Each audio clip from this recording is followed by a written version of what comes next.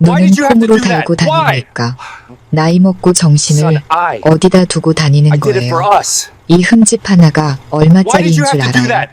당신 목숨과 팔아도 못 갚아. 귀를 찢는 듯한 고함 소리가 한강이 보이는 고급 빌라 단지의 평온한 정적을 갈기갈기 찢어 놓았습니다.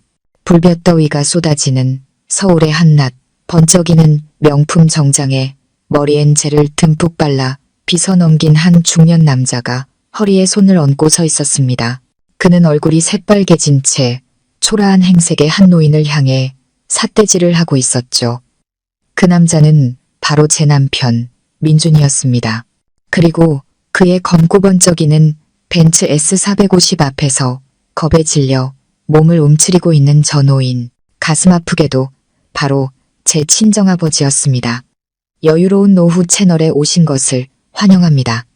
여러분, 딸은 시집가면 출가회인이라는 말이 있죠. 하지만 꿈에도 몰랐습니다. 저의 선량함과 인내가 제 집안에서 악마를 키우고 있었다는 사실을요.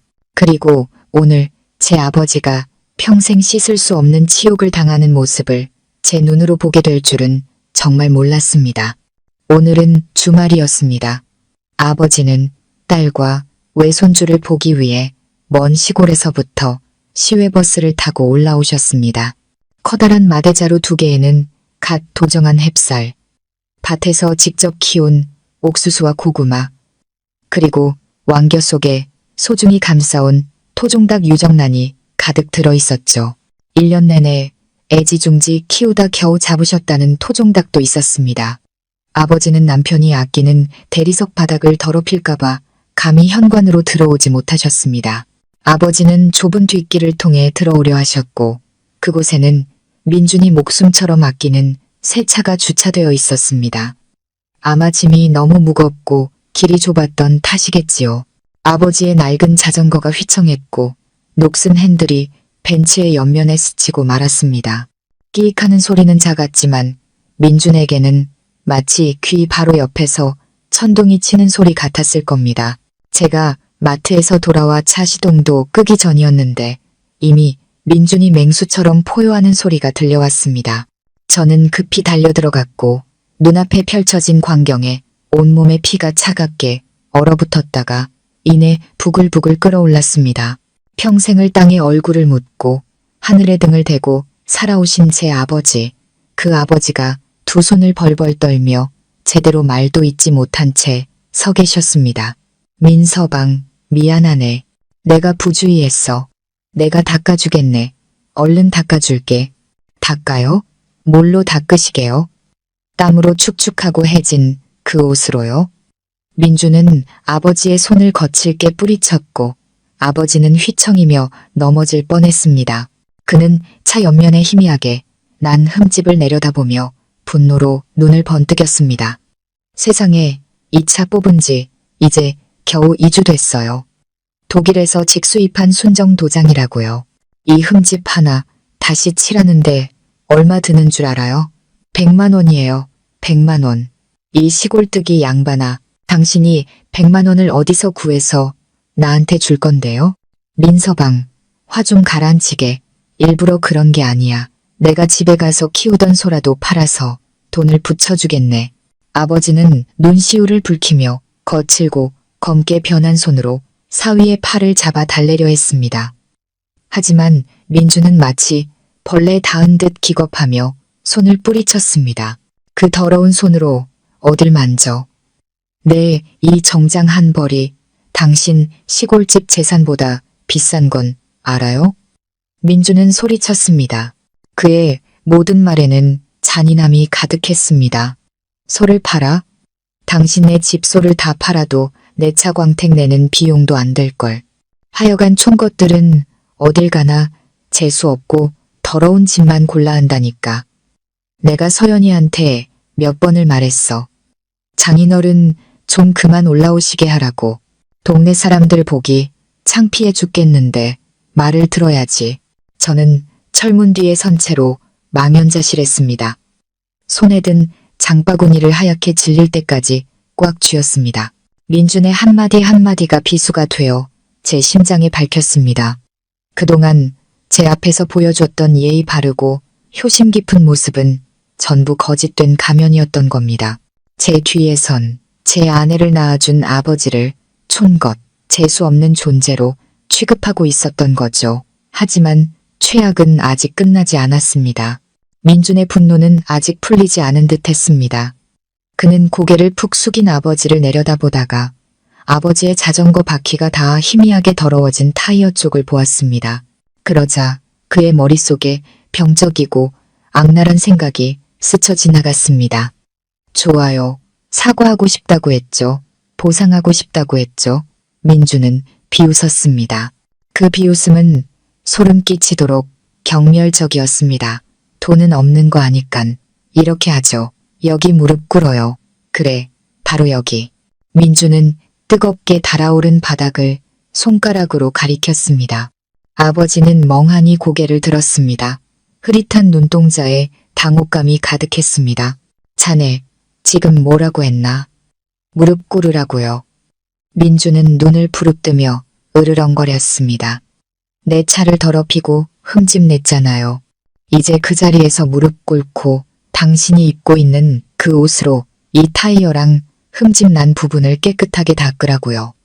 원래대로 번쩍번쩍해질 때까지 닦으면 용서해주지. 안 그러면 이 집에서 한 발짝도 못 나갈 줄 알아요. 재물손괴죄로 경찰에 신고해서 당장 콩밥 먹여줄 테니까. 민서방, 내가 자네 장인일세. 아버지는 떨리는 목소리로 말했습니다. 목이 메어왔고 주름진 뺨으로 두 줄기 눈물이 흘러내렸습니다. 그는 사위를 바라보았습니다. 그 눈빛은 분노가 아닌 애원과 처절한 굴욕감이었습니다. 이른을 바라보는 아버지가 아들뻘도 안 되는 사위 앞에서 무릎을 꿇고 차를 닦아야 한다니. 이보다 더한 고통이 있을까요? 장인은 무슨 놈의 장인. 장인이라도 멍청하게 남의 재산 망가뜨리면 그냥 남이지. 빨리 안 해요?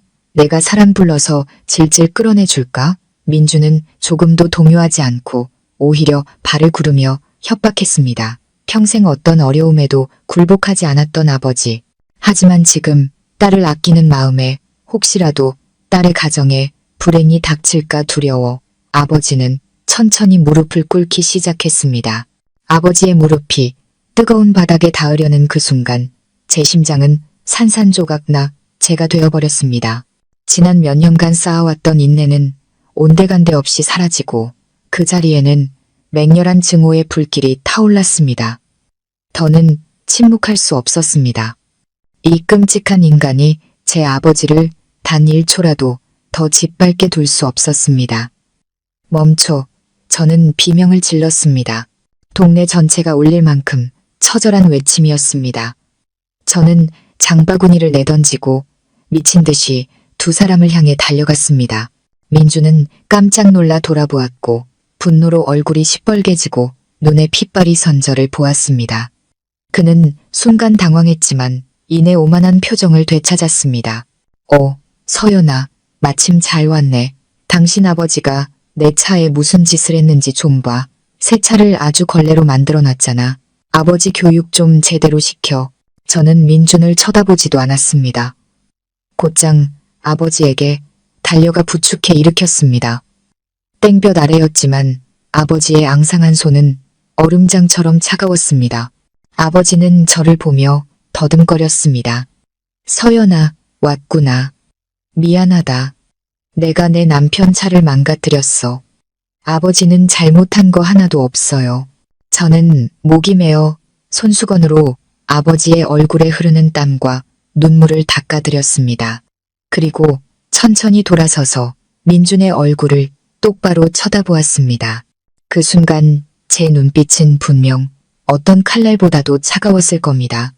민준은 저도 모르게 한 걸음 뒤로 물러섰습니다. 방금 우리 아빠한테 무슨 짓 하라고 했어? 저는 한 글자 한 글자 힘주어 물었습니다. 제 목소리는 낮고 무섭게 깔려 있었죠. 아니, 그냥 차 좀 닦으라고. 당신도 봐. 흠집이 이렇게 심한데 속 안 상해. 2억짜리 차라고. 2억. 민주는 여전히 목에 핏대를 세우며 변명했습니다. 손가락으로 아주 작은 흠집을 가리키면서요. 2억짜리 차, 저는 비웃었습니다. 그 웃음에는 극한의 경멸이 담겨 있었죠. 저는 한 걸음씩 민준에게 다가가 그를 차 문 쪽으로 몰아붙였습니다. 이민준 씨, 똑똑히 들어요. 이 차 대금 결제 서류에 누가 사인했는지 기억나요? 자동차 매매 계약서에 누구 이름이 적혀 있는지는 기억하고, 하긴 이 차를 너무 오래 타고 다니면서 허세 부리다 보니 이게 진짜 당신 차인 줄 착각하게 됐나 보네.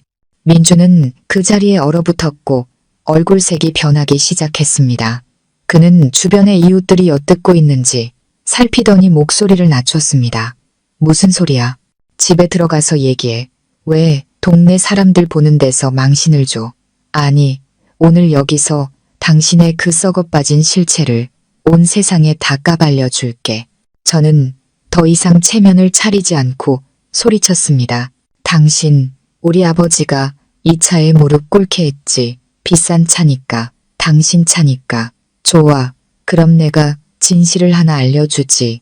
저는 핸드백에서 예비 열쇠를 꺼내 잠금 해제 버튼을 눌렀습니다. 삑삑 소리가 울렸습니다. 저는 차문을 열고 항상 보관해두던 서류 뭉치를 꺼내 민준의 얼굴에 던져버렸습니다. 똑똑히 봐. 차주 이름이 누군지. 박서연, 바로 나야. 이 차는 내 돈으로 결혼 전에 내가 산 내 재산이야. 당신 밖에서 폼 잡고 사업하기 편하라고 그냥 빌려준 것뿐이지. 당신이 이 차 사는데 10원 한 장 보탠 적 없어. 민주는 그 자리에 못 박힌 듯 서 있었고 자동차 등록증은 바닥으로 흩날렸습니다. 아버지도 놀라 저를 바라보셨습니다. 저는 아버지를 향해 돌아서서 손을 꽉 잡고 민주는 물론이고 구경하던 이웃들까지 모두 얼어붙게 할 한마디를 선언했습니다. 아버지, 아무것도 닦거나 보상하실 필요 없어요. 지금 당장 이 2억짜리 차를 아버지 명의로 이전해 드릴게요. 이건 이제 아버지 거예요. 아버지가 화가 안 풀리시면 망치로 다 때려 부수셔도 되고 여기서 불을 질러버리셔도 돼요. 제가 다 책임질게요. 어디 누가 감히 아버지한테 다시 무릎 꿇으라고 하는지 한번 봅시다. 제 선언은 민준의 얼굴에 끓는 물을 끼얹은 것과 같았습니다. 그의 얼굴은 붉은색에서 핏기 하나 없는 백지장처럼 하얗게 변했습니다. 그는 제가 농담하는 게 아니라는 것, 그리고 그의 악몽이 이제 막 시작되었을 뿐이라는 것을 깨달았습니다. 자동차 등록증은 뜨거운 바닥에 덩그러니 놓여 있었습니다. 박서연이라는 이름이 민준의 오만함을 비웃듯 선명하게 찍혀 있었죠. 그는 입을 벌린 채 아무 말도 못하고 그 자리에 얼어붙어 있었습니다. 방금 전까지의 기세등등한 모습은 온데간데 없이 초라하고 비참한 모습만 남아 있었죠. 그런 민준을 보니 씁쓸하고 고통스러웠던 지난날의 기억들이 파도처럼 밀려왔습니다. 사람들은 저희 결혼을 보며 다들 말했습니다. 시골 출신인 제가 운 좋게 서울 출신 능력 있는 남편을 만나 팔자 고쳤다고요. 저는 단 한 번도 그 말을 정정하지 않았습니다. 그저 웃어 넘겼죠. 민준을 사랑했고 남편의 체면을 지켜주고 싶었기 때문입니다. 하지만 바로 그 침묵과 관용이 오늘날의 이 끔찍한 남자를 만들어낸 것이었습니다. 사실 민준을 만나기 전 저는 농산물 수출 업계에서 꽤 성공한 사업가였습니다. 20대부터 전국 과일 산지를 누비며 물건을 확보하고 협상하며 제 회사를 키워왔습니다. 제가 번 돈은 번쩍이는 정장을 입고 에어컨 바람을 쐬며 번 것이 아니었습니다. 땀과 눈물 그리고 밤샘 작업으로 번 돈이었죠. 저는 부자였지만 소박하게 살았습니다. 과시하는 것을 싫어했고 노동의 가치를 소중히 여겼기에 낡은 스쿠터를 타고 평범하게 옷을 입었죠. 그때 민주는 거래처의 평범한 영업사원이었습니다. 그는 외모가 훤칠하고 말솜씨가 좋았지만 형편은 평범했고 허영심이 강했죠. 연애할 때 민주는 제게 자주 하소연했습니다. 스쿠터를 타고 다녀서 거래처에 무시당하고 큰 계약을 성사시키기 어렵다고요. 서연아, 요즘 세상은 사람을 겉모습으로 판단하잖아. 내가 능력이 있어도 스쿠터에서 내리면 다들 나를 얕보고 가격을 후려친다고. 차 한 대만 있었으면 중고차라도 괜찮아. 그래야 무시 안 당할 텐데. 연인의 고민을 보니 마음이 약해졌습니다. 그때 저희는 결혼을 생각하고 있었습니다. 남편을 돕는 것이 곧 나를 돕는 것이라 생각했죠. 그래서 결혼 한 달 전 저는 조용히 제 개인 통장에서 2억을 인출했습니다. 지난 7년간 사업하며 피땀 흘려 모은 돈으로 이벤츠 S450을 계약한 것이었죠. 차를 봤던 날 민준이 기뻐서 어쩔 줄 몰라 하며 핸들을 보물처럼 쓰다듬던 모습이 아직도 생생합니다. 그는 제게 물었죠. 어떻게 이렇게 큰 돈이 생겼어? 대출 받았어? 저는 그저 웃으며 말했습니다. 내가 모은 돈에 부모님이 시골 땅 파신 거 좀 보태주셨어. 당신 사업 잘 되라고 산 거니까 걱정 말고 타.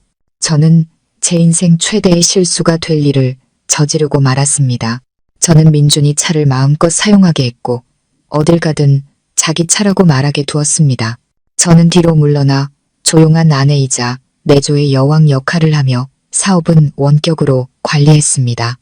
남편의 길을 살려주고 싶었죠. 하지만 그 자신감이 오만함과 배은망덕으로 변질될 줄은 꿈에도 몰랐습니다. 민주는 2억짜리 차를 타고 다니며 성공한 사업가로 칭송받았습니다. 그러면서 점차 이 차를 사준 사람이 누구인지 잊어버렸죠. 그는 이 차가 자신의 신분을 상징하며 자신이 속했던 평범한 계층과 자신을 분리해주는 증표라고 착각하기 시작했습니다. 그리고 고통스럽게도 그는 바로 그 허상뿐인 신분을 이용해 제 가족을 경멸했습니다.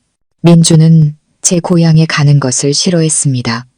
비포장도로가 고급 타이어를 더럽힌다며 불평했죠. 저희 집에서 볏짚 냄새, 가축 냄새가 난다고 코를 막았습니다. 부모님이 음식을 보내주실 때마다 민주는 마치 오물을 본 것처럼 인상을 찌푸렸습니다. 한 번은 어머니가 토종닭 유정란과 텃밭 채소를 보내주셨는데 부엌 구석에 놓인 것을 본 민준이 그대로 발로 차서 쓰레기통에 버렸습니다. 이런 쓰레기 같은 걸 왜 집에 들여? 계란은 비리고 채소는 흙투성이잖아. 여긴 고급 빌라지. 당신네 부모님이 음식물 쓰레기 처리하는 곳이 아니라고. 그날 저는 민준과 크게 다퉜습니다. 그는 실수였다며 회사 스트레스 때문이었다며 사과했고 저는 또 마음이 약해져 용서했습니다. 하지만 그 경멸이 그의 뼛속까지 깊이 박혀 있다는 것을 몰랐습니다.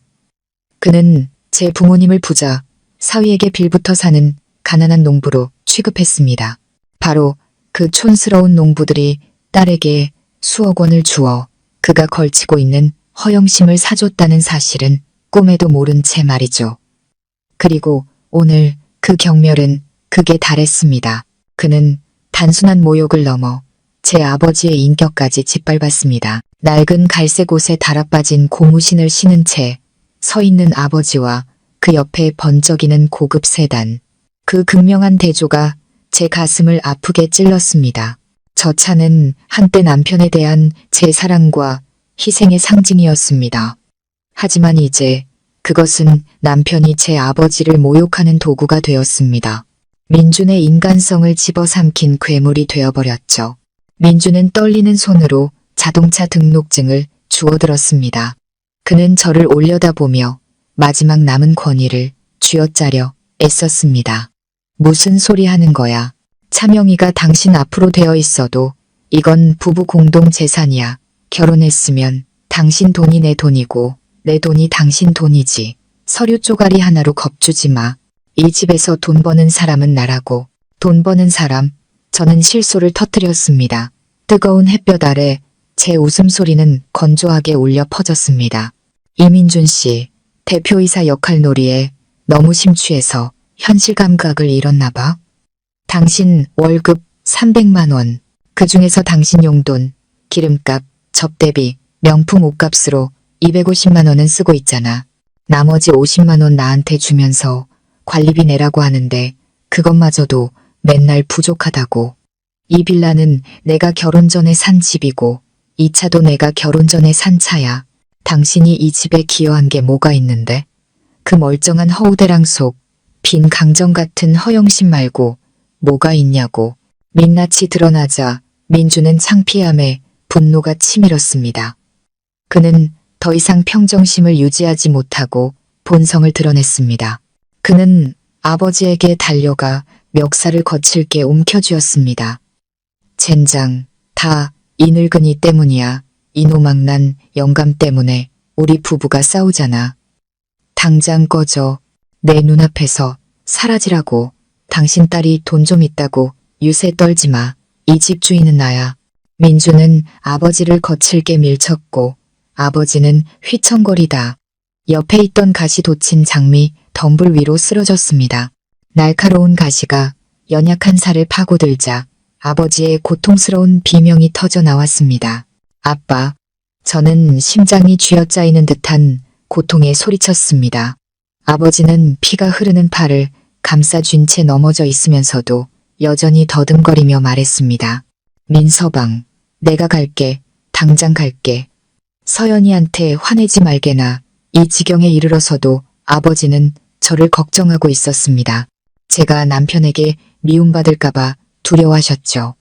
그 서글픈 효심, 그 고통스러운 인내가 제 안의 분노를 극한까지 타오르게 했습니다.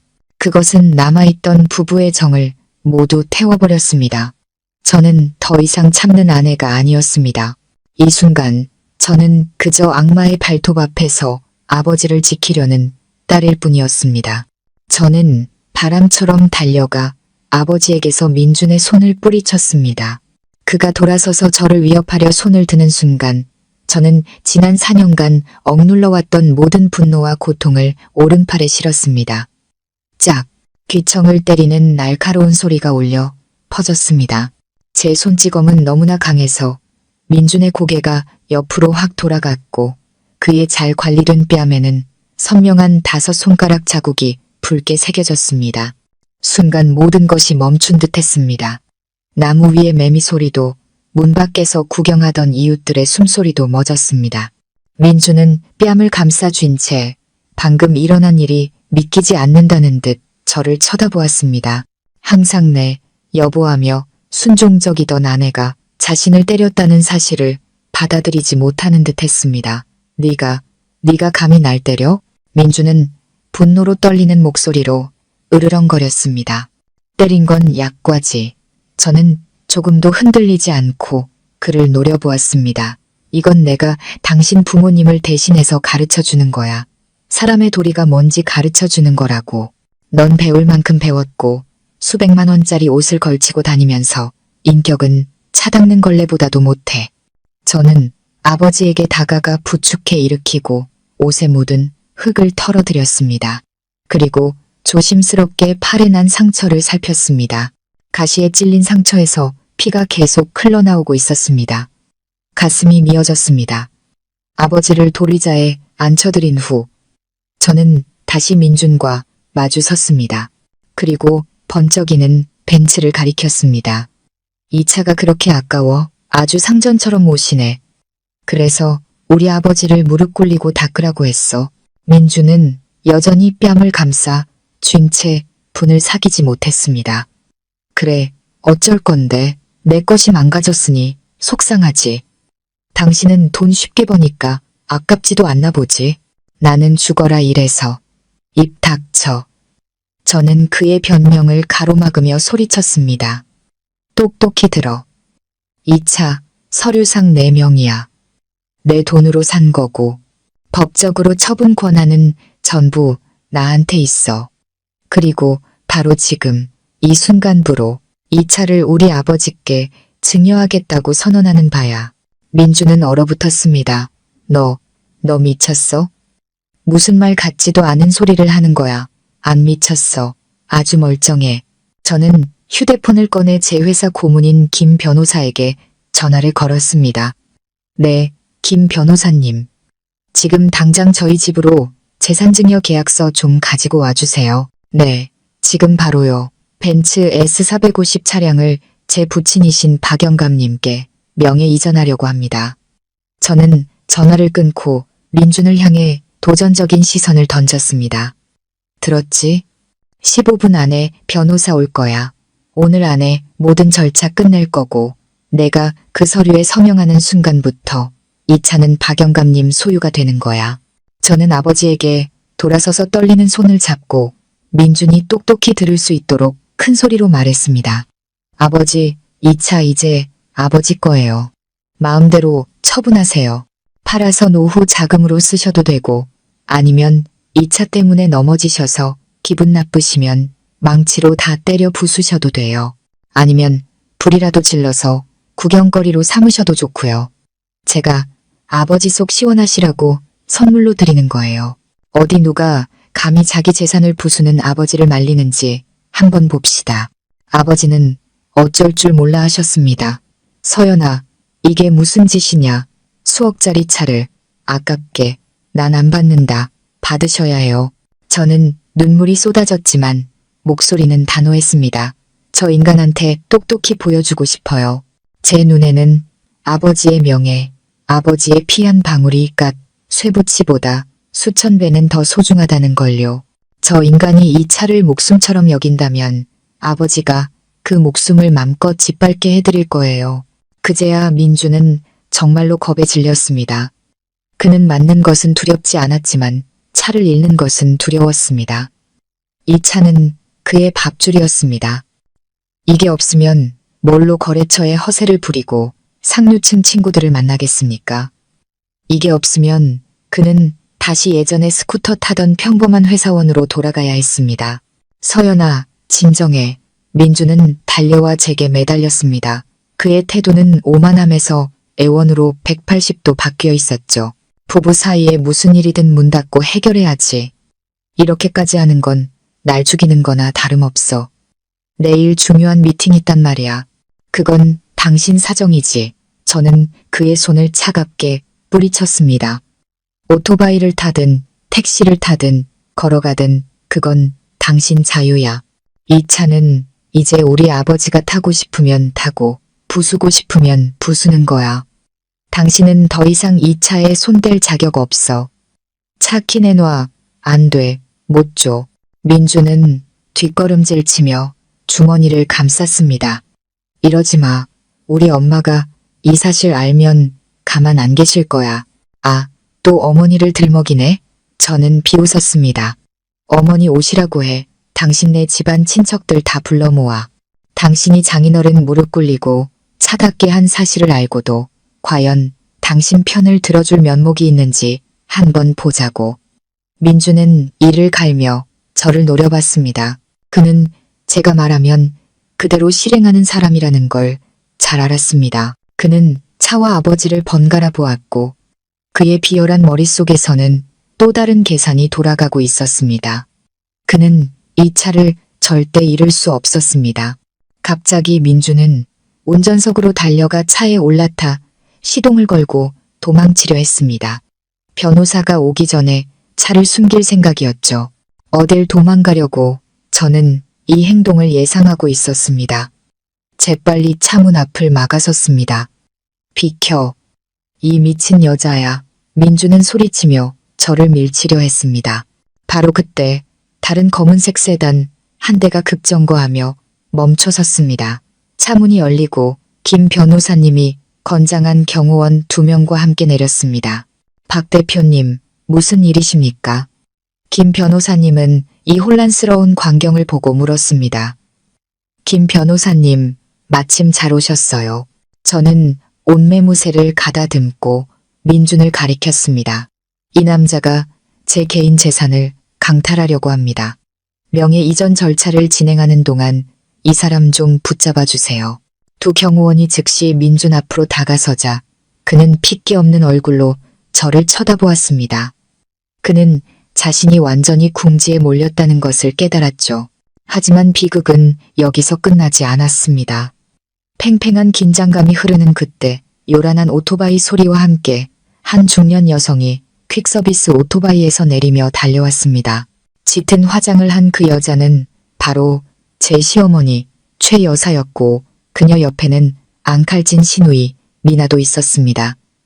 세상에, 미친 며느리년. 네가 감히 조폭을 불러서 남편을 패고 차를 빼서 최 여사는 귀청이 터져라 소리쳤습니다. 민준아, 왜 멍청하게 서서 당하고만 있어. 그 차는 내 거야. 저 늙은 시골뜨기한테 누가 차를 넘겨준대. 최 여사와 미나의 등장은 활활 타오르는 불길에 기름을 붓는 격이었습니다. 한여름의 열기로 이미 숨막히던 빌라 앞은 이제 질식할 듯한 긴장감으로 가득 찼습니다. 시어머니 최 여사는 동네에서 쩌렁쩌렁한 목소리와 유별난 성격으로 유명한 사람이었습니다. 그녀는 앞을 막는 경호원을 거칠게 밀치고 마당 한가운데에 서서 허리에 손을 얹었습니다. 날카롭게 그린 아이라인의 눈초리로 저와 아버지를 훑어보더니 뺨을 감싸 쥔 민준에게 시선을 고정했습니다. 어머나, 내 아들, 누가 우리 아들을 이 꼴로 만들었어? 얼굴이 이렇게 퉁퉁 부어서 사업은 어떻게 하라고. 최 여사는 비명을 지르며 민준의 얼굴을 만져보다가 획 돌아서서 금반지를 잔뜩 낀 손가락으로 제 얼굴을 가리켰습니다. 박서연, 네가 간이 배 밖으로 나왔구나. 감히 남편을 때려 조폭 깡패들을 집에 끌어들여서 남편을 협박해. 이 집안이 아주 망조가 들었어. 저는 그녀를 보며 깊은 환멸을 느꼈습니다. 저는 차분하게 대답했습니다. 어머니, 잘 보세요. 이분들은 변호사님과 경호원이지 조폭이 아닙니다. 그리고 제가 남편을 때린 데는 다 이유가 있습니다. 어머니의 귀한 아드님이 제 아버지께 무슨 짓을 했는지 직접 물어보세요. 민주는 어머니와 동생이 오자 힘을 얻었는지 손을 내리고 도리자에 움츠리고 앉아있는 아버지를 가리켰습니다. 엄마, 저 시골 영감이 내 2억짜리 차를 다 긁어놨어. 그래서 배상하라고 했더니 당신 며느리가 조폭처럼 돌변해서는 저 영감한테 차를 넘겨주고 불태워버리라고 하잖아. 앙칼진 시누이 미나는 그 말을 듣자마자 펄쩍 뛰며 차 옆면의 작은 흠집을 만져보았습니다. 그녀는 마치 차가 박살이라도 난 것처럼 비명을 질렀습니다. 세상에, 이렇게 깊게 긁혔으면 이게 차야, 고물이야?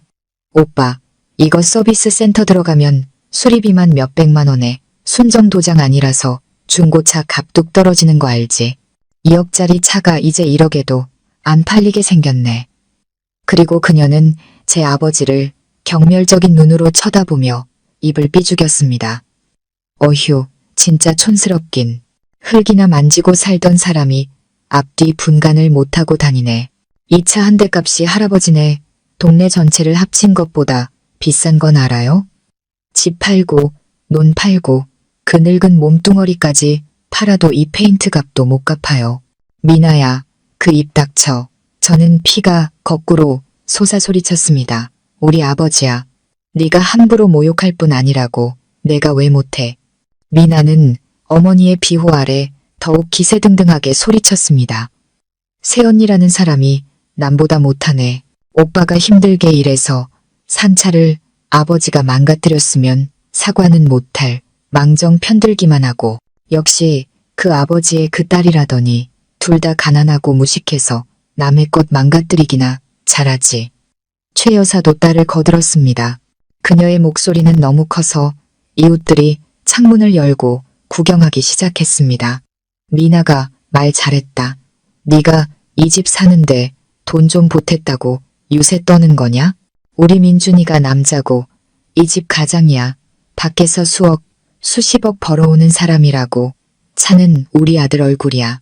내 아비가 그걸 망가뜨렸으니 배상하라는 게 당연하지. 무릎 꿇고 닦으라고 한 건 약과야. 나였으면 당장 길거리에 내쫓아서 거지로 만들었을걸. 저는 할 말을 잃었습니다. 제 귀를 의심했습니다. 민준이 아버지에게 무릎을 꿇으라고 한 것이 순간적인 분노 때문이 아니라 이 가족 전체에 뿌리 깊게 박힌 가난한 사람을 멸시하는 썩어빠진 사고방식에서 비롯된 것이었습니다. 그들 눈에 제 아버지는 사람이 아니었습니다. 사돈이 아니라 존중받을 가치가 없는 천하고 가난한 존재일 뿐이었습니다. 아버지는 사돈의 모욕적인 말을 들으며 주름진 얼굴 위로 눈물을 흘리고 계셨습니다. 몸을 잔뜩 움츠린 채 거친 두 손을 맞잡고 가녀린 어깨를 떨고 계셨죠. 아버지는 고개를 들지 못했습니다. 마치 정말로 자신이 죄인인 것처럼요. 그만하세요. 저는 아버지 앞을 막아서며 세 사람을 노려보았습니다. 입만 열면 수억, 품격 타령인데 당신들 인격은 짐승만도 못해요. 우리 아버지 가난하다고 욕했죠? 맞아요. 우리 아버지는 돈이 없어요. 하지만 당신들 같은 기생충들보다 자존심은 수만 배는 더 부자라고요. 누구더러 기생충이래.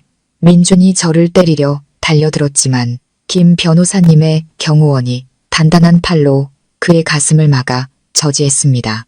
저는 비웃으며 분노를 쏟아냈습니다. 당신들이라고 했어. 최 여사님, 아드님이 이 집 가장이고 수십억 번다고 하셨죠. 어머니가 매달 쇼핑하고 절에 가서 시주하고 비싼 옷 사 입는 돈이 누구 돈인 줄은 아세요? 제 돈이에요. 미나야, 너 사업한다고 설치고 다니는데 그 자본금은 어디서 났어? 내 오빠가 내 돈 훔쳐서 너한테 준 거야. 당신들은 나한테 빌붙어서 내 피를 빨아먹고 내 돈으로 그럴싸한 껍데기를 치장한 다음에 돌아서서 우리 아버지를 물어뜯고 가난하다고 무시했어. 거짓말 마. 우리 아들은 대기업 이사야. 최 여사는 얼굴이 시뻘개져서 더듬거렸습니다. 이사는 무슨 허수아비 이사지. 월급은 쥐꼬리만 한데 주유비조차 아내한테 손 벌리는 신세면서 이 집도 내가 샀고 이 차도 내가 샀어. 당신네 귀한 아들이 입고 있는 팬티 한 장까지도 내 피땀으로 산 거라고. 당신들이 무슨 자격으로 여기서 우리 아버지한테 훈계질이야. 모든 진실이 백일하에 드러나자 세 사람은 아무 말도 못했습니다. 미나는 입을 떡 벌렸고 최 여사는 우물쭈물했으며 민주는 굴욕감에 고개를 숙였습니다. 하지만 탐욕스러운 자들의 뻔뻔함은 끝이 없었습니다. 잠시 멍하니 있던 최 여사가 갑자기 바닥에 주저앉아 울부짖기 시작했습니다. 아이고, 동네 사람들. 며느리가 시어머니한테 쌍욕하고 남편한테 누명 씌우고 돈 좀 있다고 시댁을 아주 개돼지 취급하네. 이런 불효막심한 년을 봤나. 민준아, 당장 이혼해. 당장 이혼? 제가 이딴 남자한테 미련이라도 남은 줄 아세요? 저는 경멸의 눈으로 그녀를 내려다보았습니다. 당연히 이혼해야죠. 하지만 그 전에 제 것을 모두 되찾을 겁니다. 이 차부터 시작해서요. 저는 김 변호사를 돌아보았습니다. 변호사님, 서류 주세요. 지금 바로 서명하겠습니다. 서명이라는 말에 민주는 화들짝 놀라 고개를 들었습니다. 그는 제가 협박하는 게 아니라는 걸 알았습니다. 차를 잃으면 모든 것을 잃는다는 것도요. 그는 황급히 달려와 제 손을 붙잡았습니다. 서연아, 화내지 마. 엄마는 늙어서 그냥 하는 소리야. 제발 이러지 마. 명예 이전 복잡하잖아. 이 손 놔. 당신은 이제 여기서 말할 자격 없어. 저는 그의 손을 뿌리쳤습니다. 그때 미나도 달려들어 변호사 손에 있는 서류를 낚아채려 했습니다. 안 돼. 이건 우리 오빠 차야. 이 도둑년아. 경호원이 눈을 부릅뜨며 그녀를 살짝 밀자 미나는 잔디밭 위로 넘어졌습니다. 그녀는 비명을 질렀습니다. 악, 사람 살려. 조폭이 사람 팬다. 경찰 불러줘요. 아버지는 아까부터 도리자에 조용히 앉아 계셨습니다. 고개를 푹 숙인 채 옥수수와 계란이 든 마대자루를 꼭 껴안고 계셨죠. 아버지는 마치 이 화려하고 잔인한 도시 속에 버려진 낡고 초라한 조각상 같았습니다. 아버지는 모든 것을 듣고 모든 것을 이해하셨습니다.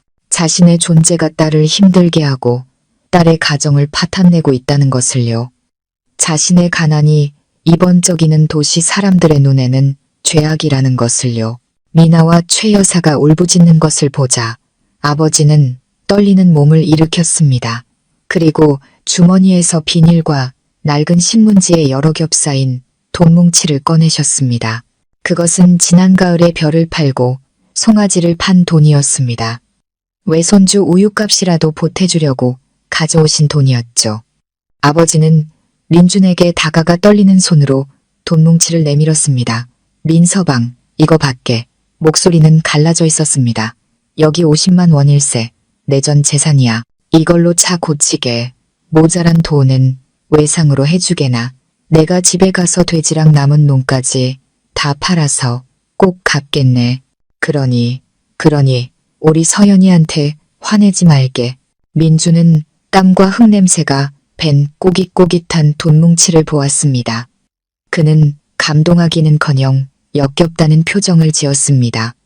한 걸음 뒤로 물러서며 코앞에서 손을 휘휘 저었습니다. 이 냄새나는 푼돈은 당장 치우시죠. 50만 원으로 내 차 나사 하나라도 살 수 있을 것 같아요? 어디 거지한테 적서네요? 최 여사도 거들었습니다. 어머, 50만 원이 아주 큰 돈이네요. 우리 집은 시장 한번 보면 없어지는 돈인데 그 돈은 그냥 가져가서 약이나 사드세요. 여기서 쓰러져 죽기라도 하면 우리 아들만 골치 아파지니까. 아버지는 그 자리에 얼어붙었습니다. 돈뭉치를 든 손이 허공에 멈춰 있었죠. 그는 사위를, 사돈을, 그리고 저를 번갈아 보았습니다. 그의 눈에는 고통과 절망, 그리고 딸에 대한 애끓는 사랑이 가득했습니다.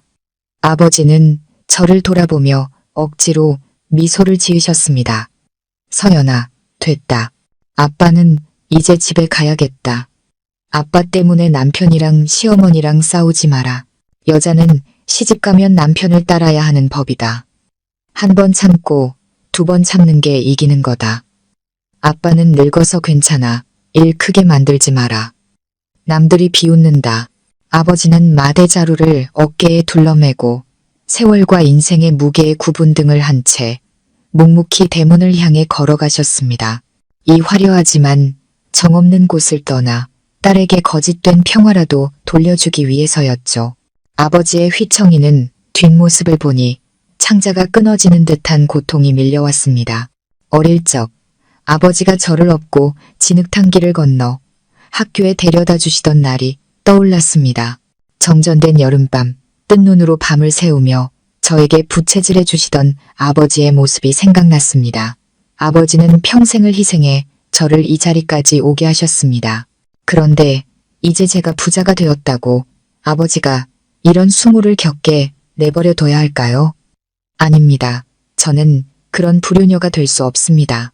만약 오늘 아버지가 이 문을 억울함과 굴욕감을 안고 걸어 나가신다면 저는 평생을 후회 속에 살게 될 겁니다. 저 역시 저 무정한 인간들과 다를 바 없는 존재가 되는 것이죠. 아빠, 가지 마세요. 저는 비명을 지르며 달려가 뒤에서 아버지를 껴안았습니다. 제 눈물이 아버지의 낡은 옷을 적셨습니다. 아무데도 가시면 안 돼요.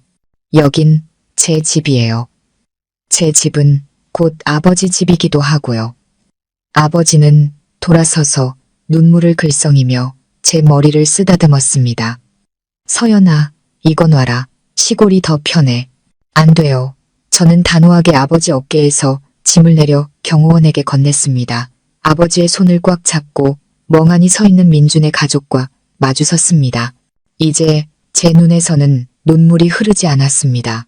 모든 약한 모습은 사라지고 자기 인생의 주인이 된 한 여성의 냉철하고 단호한 모습만 남아 있었습니다. 오늘 우리 아버지는 아무데도 안 가십니다. 이 집에서 가장 푹신한 침대에서 주무시고 가장 맛있는 음식을 드실 겁니다. 아버지는 저 차의 주인이시고 이 집 주인의 아버지시니까요. 저는 민준을 노려보며 한 글자씩 힘주어 말했습니다.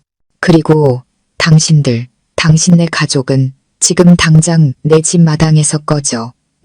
네가 지금 시어머니랑 남편을 집에서 내쫓는 거냐?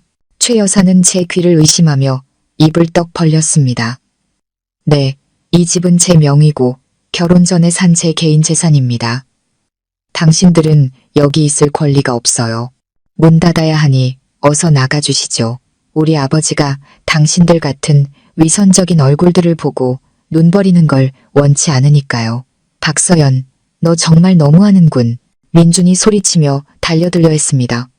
제가 김 변호사님께 눈짓하자 두 경호원이 즉시 그의 앞을 막아서며 견고한 벽을 만들었습니다.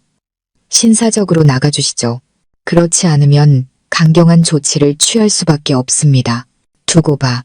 내가 널 고소할 거야. 온 세상에 내 만행을 다 까발릴 거라고. 최 여사는 문 밖으로 밀려나면서도 악을 쓰며 욕설을 퍼부었습니다. 미나도 때를 썼지만 경호원의 힘을 이기지 못했죠. 민주는 마지막으로 증오와 무력감이 가득한 눈으로 저를 쳐다보더니 차가운 철문 밖으로 쫓겨났습니다. 쾅! 대문은 그들의 코앞에서 요란한 소리를 내며 닫혔고 모든 소음과 욕설을 차단했습니다. 마당은 다시 고요해졌습니다. 저는 아버지를 돌아보았습니다. 아버지는 여전히 두려움에 떨고 계셨습니다. 아버지, 이제 집에 들어가요. 밖은 너무 더워요.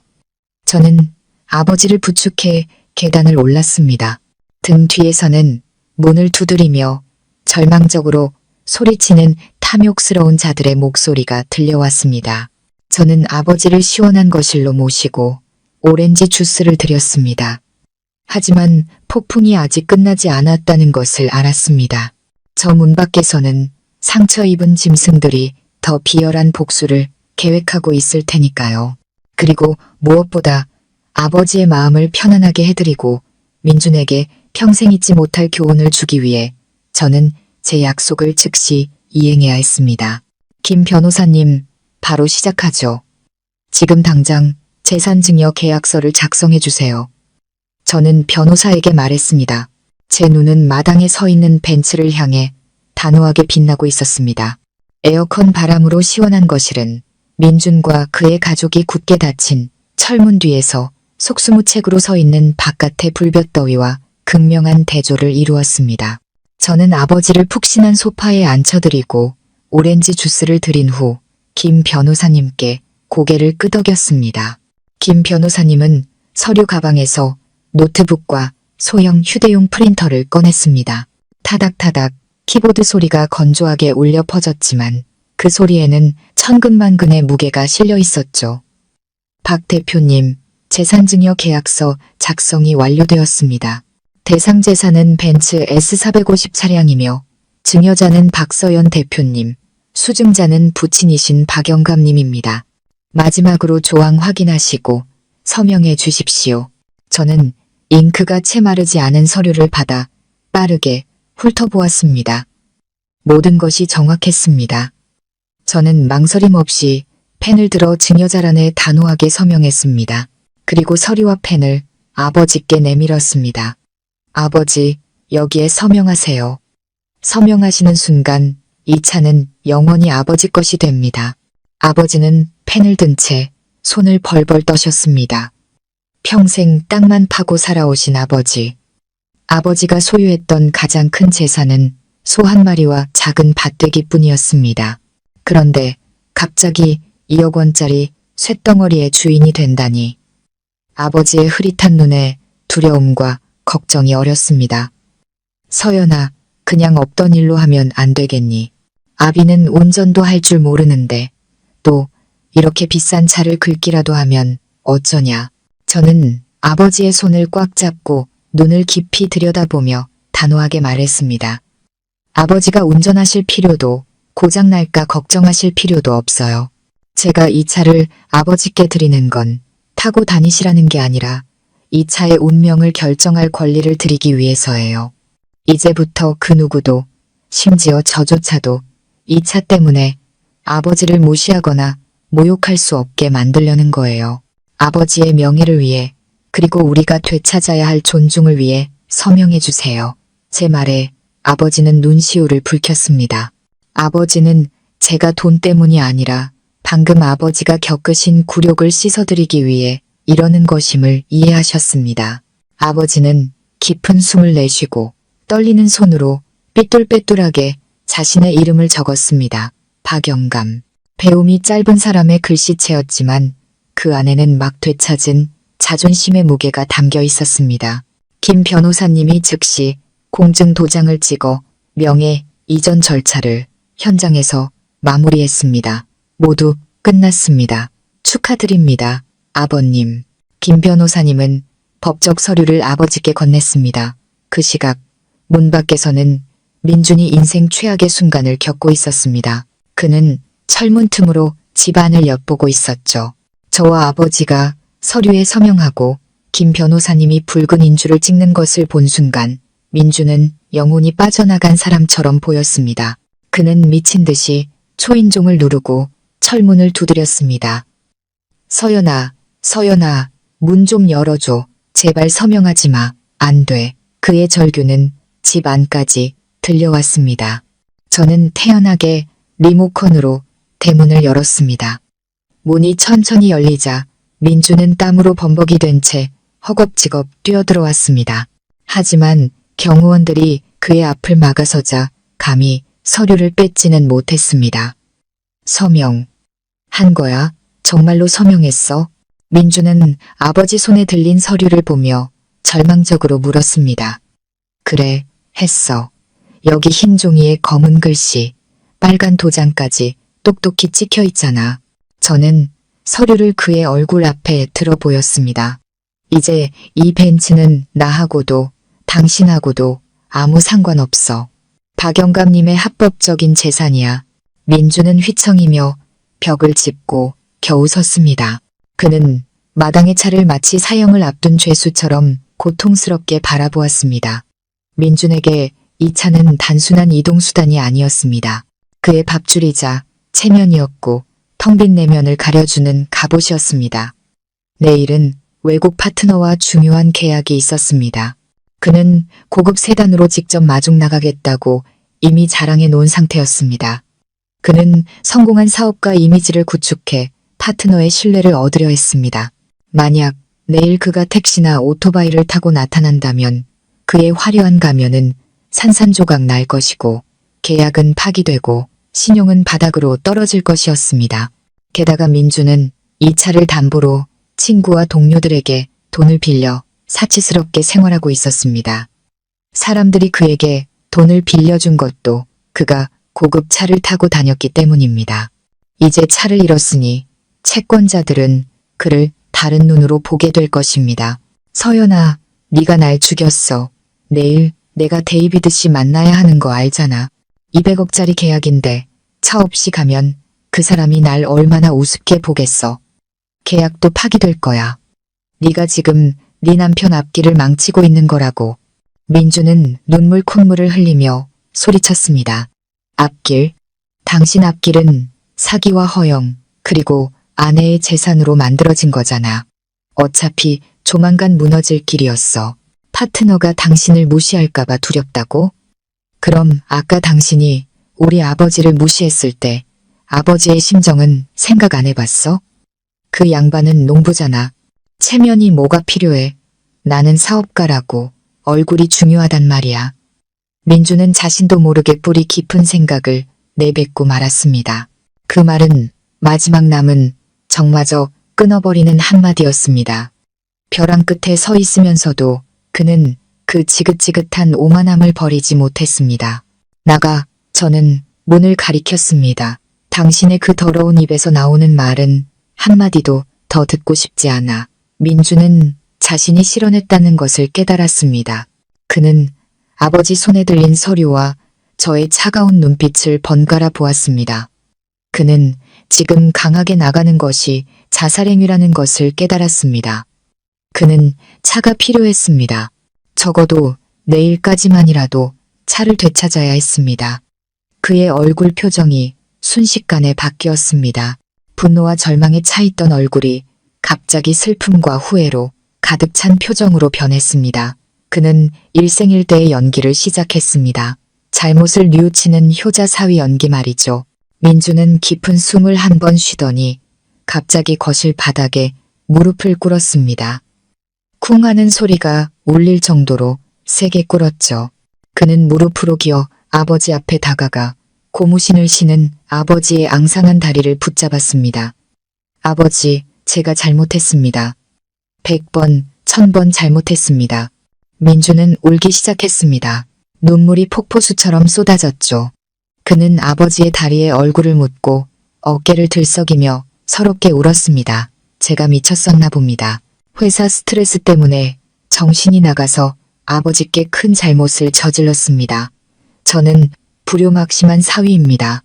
죽어 마땅합니다. 아버지, 저를 때리세요. 욕하세요. 하지만 제발 저를 용서해 주세요. 평생을 순박하게 살아오신 아버지는 이런 광경을 본 적이 없었습니다. 방금 전까지만 해도 자신에게 무릎 꿇으라며 윽박지르던 사위가 이제는 자신의 발밑에 엎드려 통곡하고 있으니 마음이 약해지셨습니다. 이 사람아, 어서 일어나게. 사내대장부가 이게 무슨 짓인가. 아버지는 당황하며 민준을 일으키려 했습니다. 하지만 민준은 일어나지 않았습니다. 그는 붉어진 눈으로 아버지를 올려다보며 흐느꼈습니다.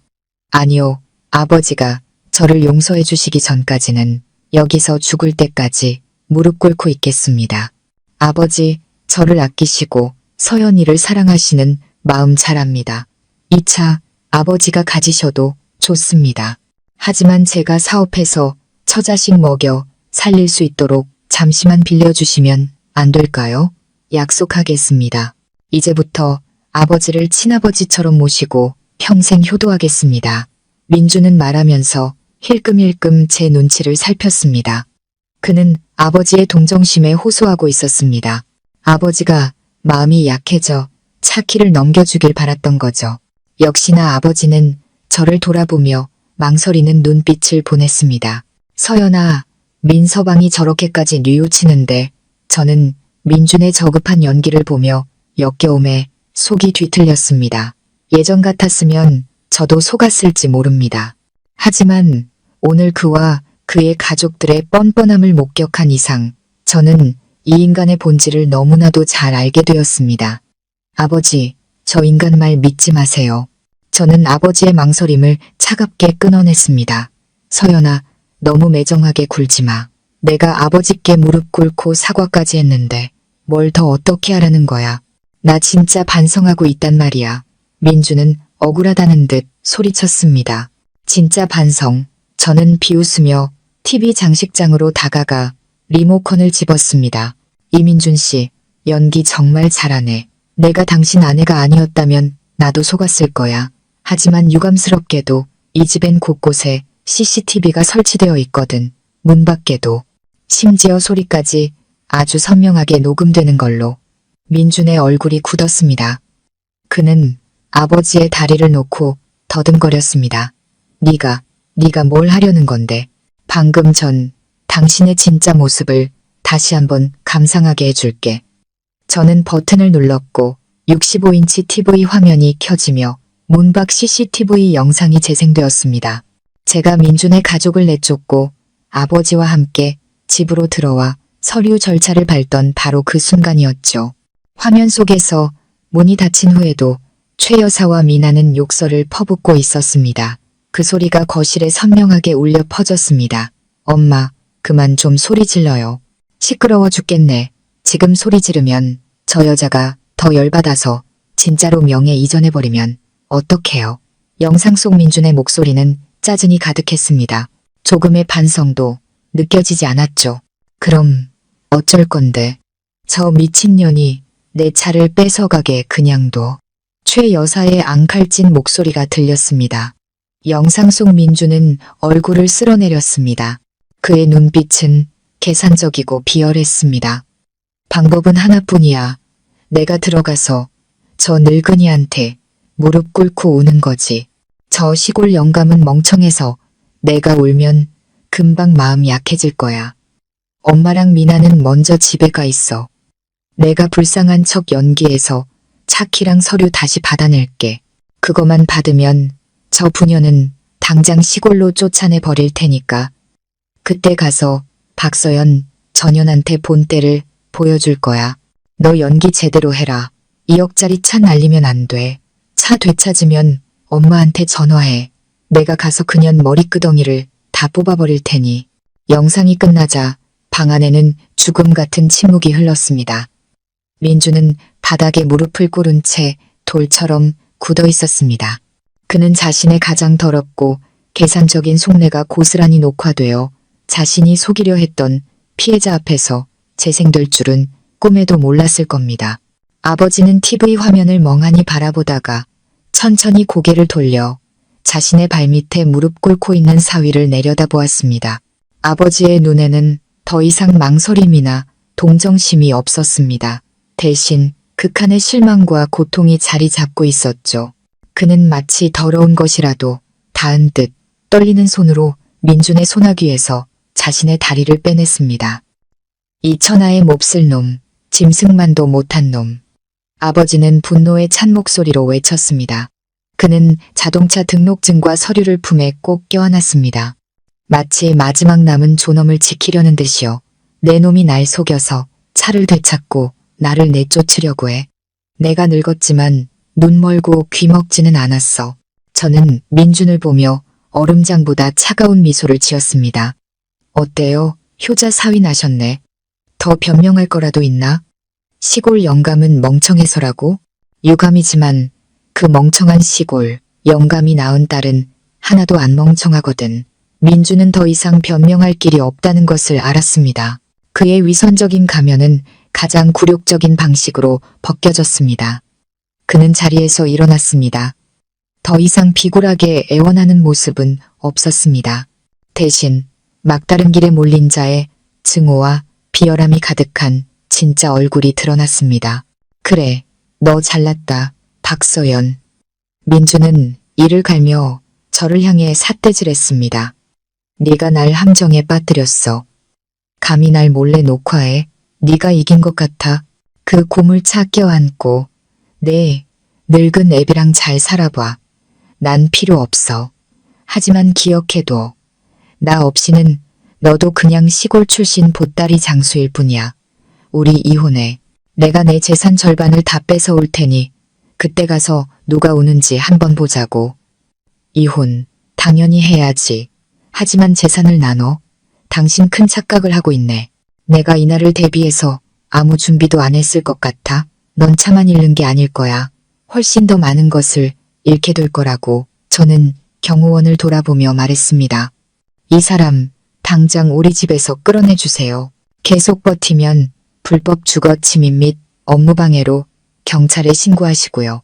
민주는 분을 사귀지 못하고 떠났습니다.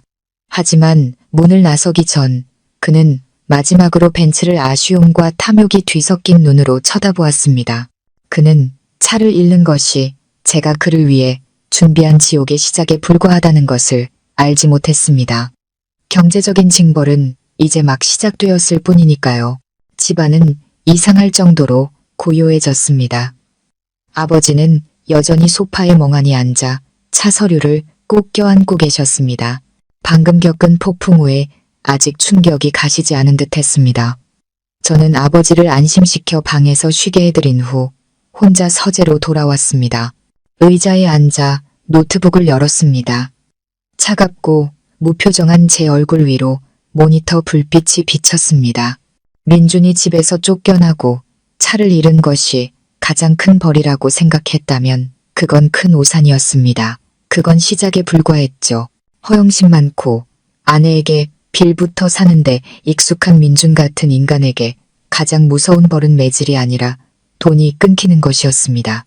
저는 인터넷 뱅킹에 로그인했습니다. 제 명의로 발급된 가족카드 목록이 화면에 나타났습니다. 첫 번째, 플래티넘 카드, 한도 2천만 원, 사용자, 이민준. 민준이 주유하고, 손님 접대하고, 명품 옷을 사고, 친구들과 술값을 계산할 때 쓰던 카드였습니다. 그는 항상 이 카드를 꺼내며 다른 사람들의 부러운 시선을 즐겼지만 매달 카드값을 갚는 사람이 저라는 사실은 잊고 있었죠. 두 번째, 골드카드, 한도 1천만 원, 사용자, 최 여사, 시어머니. 시어머니가 스파에 가고 옷을 사고 절에 가서 수백만 원씩 시주하며 독실한 불자인 척할 때 쓰던 카드였습니다. 세 번째, 국내 전용 쇼핑카드, 사용자, 이민아. 시누이가 화장품을 사고 맛집을 다니고 영화를 볼 때 쓰던 카드였죠. 세 사람, 세 장의 카드, 지난 4년간 제 통장에 꽂혀있던 세 개의 거머리. 저는 가정의 평화를 위해 그동안 눈 감아 주었습니다. 하지만 오늘 저는 모든 것을 끊어버릴 겁니다. 클릭. 저는 민준의 카드를 정지시켰습니다. 다음으로 최 여사의 카드를 정지했습니다. 그리고 마지막으로 미나의 카드까지. 화면에 카드 정지 요청이 성공적으로 완료되었습니다. 라는 문구가 떴습니다. 저는 안도의 미소를 지었습니다. 아직 끝나지 않았습니다. 저는 매달 시어머니께 생활비로 보내던 100만 원 자동이체와 시어머니가 살고 있는 집에 모든 공과금, 자동납부를 해지했습니다. 그 집은 민준의 명의로 되어 있었지만 수리비는 모두 제가 낸 집이었죠. 이제 그들이 당연하게 빨아먹던 달콤한 젖줄은 모두 말라버렸습니다.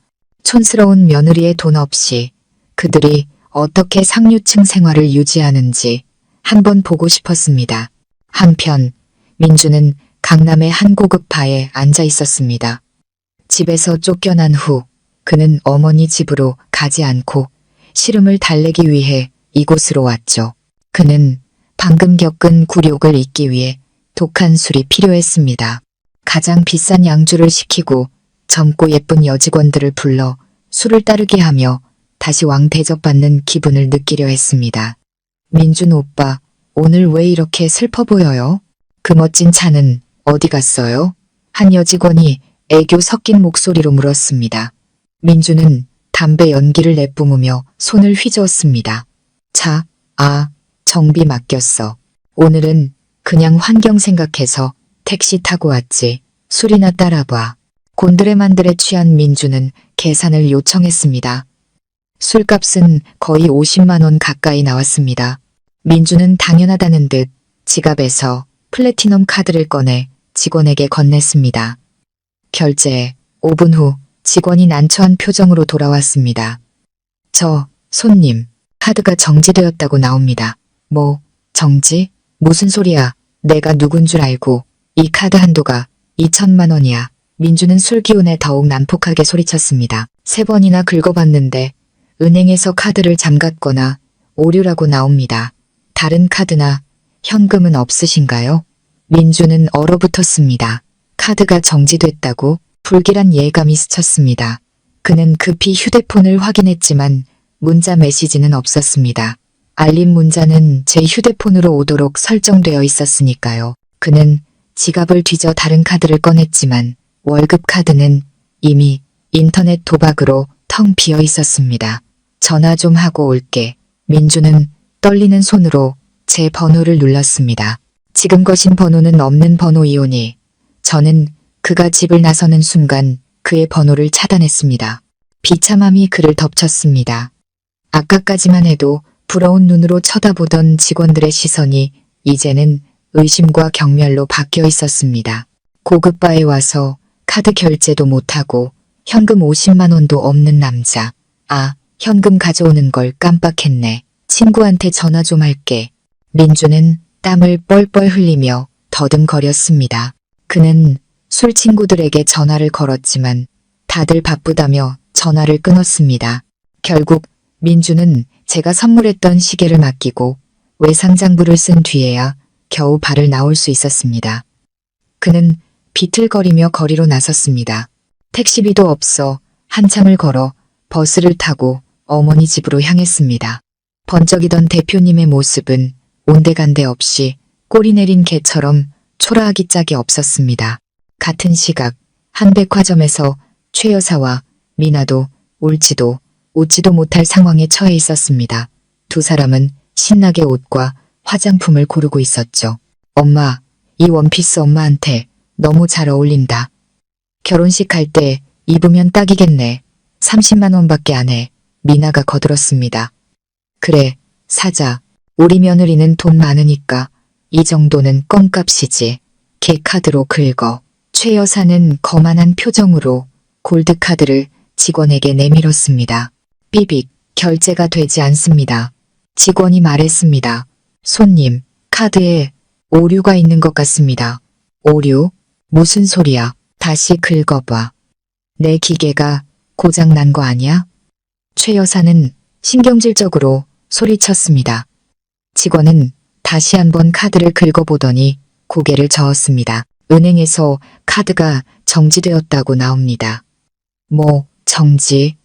미나는 카드를 낚아챘습니다. 말도 안 돼.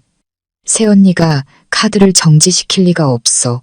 뒤에 길게 늘어선 줄에서 사람들이 웅성거리기 시작했습니다. 아줌마, 빨리 좀 해요. 돈 없으면 비켜요. 옷은 명품인데 지갑은 텅텅 비었나 보네. 사람들의 수군거림에 최 여사는 얼굴이 시뻘개졌습니다. 가방을 뒤져봤지만 꼬깃꼬깃한 현금 몇만 원이 전부였습니다. 결국 두 사람은 고른 물건들을 모두 내려놓고 직원들의 비웃음 속에서 고개를 숙인 채 매장을 나와야 했습니다. 집에 돌아온 세 사람은 처참한 모습으로 마주 앉았습니다. 술에 취해 비틀거리는 민준, 분하고 창피한 최 여사와 미나. 상황을 종합해본 그들은 끔찍한 진실을 깨달았습니다.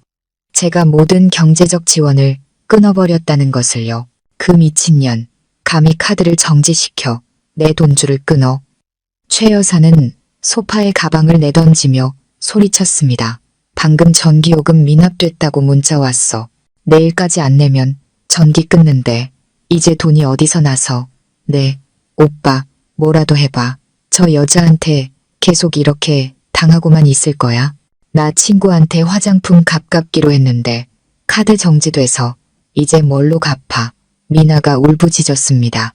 민주는 머리를 감싸쥐었습니다. 술과 냉혹한 현실이 그를 괴롭혔습니다. 그는 자신이 완전히 빈털터리가 되었다는 것을 깨달았습니다. 차도, 집도, 돈도 없이 이제는 가족의 생계까지 책임져야 하는 짐을 짊어지게 된 것이죠. 그날 밤 최 여사의 집에서는 암울한 가족회의가 열렸습니다. 밥도 반찬도 없었습니다. 세 사람은 낡은 테이블에 둘러앉아 도끼 어린 눈으로 서로를 쳐다보았습니다. 이대로는 안 돼. 최 여사가 테이블을 내리쳤습니다. 그년이 우리를 모욕하고 집에서 내쫓고 내 차를 뺏고 이제는 돈까지 끊었어. 우리 가족을 다 죽이려는 속셈이야. 그런데 어떡해요, 엄마. 민준이 힘없이 말했습니다. 집이랑 차명의가 다 걔 앞으로 되어 있잖아요. 변호사도 보통 내기가 아니고 방법이 없어요. 오빠는 왜 이렇게 한심해? 미나가 쏘아붙였습니다. 법으로 안 되면 다른 방법을 써야지. 요즘 세상의 여론이 얼마나 무서운데. 쟤도 사업하는 사람이니 평판 깎이는 게 제일 무서울 거야. 우리가 쟤를 아주 사회에서 매장시켜버려야 해. 무슨 뜻이야? 최 여사의 눈이 빛났습니다. 미나는 휴대폰을 꺼내 무언가를 보여주며 사악하게 웃었습니다. 엄마, 이거 봐. 인터넷에 불효며느리 폭로, 아내가 남편 재산 강탈, 이런 글들 널렸어. 우리가 눈물 흘리면서 억울한 사연 하나만 올리면 네티즌들이 알아서 저 여자를 물어뜯을 거라고. 우리는 불쌍한 피해자, 쟤는 천하의 악녀가 되는 거지. 민주는 망설였습니다. 하지만 사실이 아니잖아. 사실은 무슨, 우리가 말하는 게 사실이 되는 거야. 너 차 되찾고 싶어? 저 여자한테 돈 받아내고 싶어? 그럼 내 말대로 해. 비열한 계획이 세워졌습니다. 다음 날 아침 제가 아버지와 함께 건강검진을 받으러 가려던 참이었습니다. 휴대폰이 미친 듯이 울리기 시작했습니다. 페이스북, 카카오톡, 모르는 번호의 문자가 쉴 새 없이 쏟아졌습니다. 이 미친 며느리야, 네가 어떻게 그럴 수 있어. 남편 재산 뺏어서 친정아빠한테 줘. 박서연 농산물 불매운동 대표가 사기꾼. 저는 얼어붙은 채 페이스북을 열었습니다. 눈에 들어온 것은 한라이브 영상이었습니다. 70대 시어머니 눈물의 호소. 재벌 며느리가 길거리로 내쫓고 남편의 2억 벤츠 강탈에 친정아빠에게 줘라는 자극적인 제목의 영상이 모든 온라인 커뮤니티에서 미친 듯이 퍼져나가고 있었습니다. 영상 속에서 최 여사는 평생 본 적 없는 처참한 모습으로 나타났습니다. 평소 걸레로 쓰던 낡고 해진 옷을 입고 머리를 산발한 채 낡은 집 문 앞에 주저앉아 있었습니다. 옆에서는 미나가 눈물을 닦고 있었고 민주는 고개를 숙인 채 괴로워하는 남편 연기를 하고 있었죠. 최 여사는 카메라를 향해 오스카 여우주연 상감의 연기를 펼치며 울부짖었습니다. 하늘이시여, 땅이시여, 여러분, 제발 저희 가족 좀 살려주세요. 제 아들이 평생 죽어라 이래서 사업 미천으로 차 한 대를 샀습니다. 그런데 며느리, 그 박서연이라는 년이 남편을 속여서 차명의를 자기 앞으로 돌려놨어요. 그리고 어제는 자기 아버지가 올라왔다는 핑계로 우리 아들이 아버지를 구박했다는 누명을 씌워서 저희 가족을 대낮에 길거리로 내쫓았습니다. 그리고 그 2억짜리 차를 뺏어서 자기 아버지한테 줘버렸어요. 세상에 이런 악독한 며느리가 어디 있습니까? 미나가 눈물을 흘리며 거들었습니다. 저희 새언니 정말 무서운 사람이에요. 돈 좀 있다고 시댁을 무시하고 남편을 종부리듯 했어요. 저희 오빠는 착하고 아내를 사랑해서 그동안 참고 살았는데 이제는 생활비까지 다 끊어서 저희 모자를 굶어 죽게 만들려고 해요. 자기 아버지만 호의호식하게 하려고요. 민주는 무력한 남편 역할을 맡았습니다.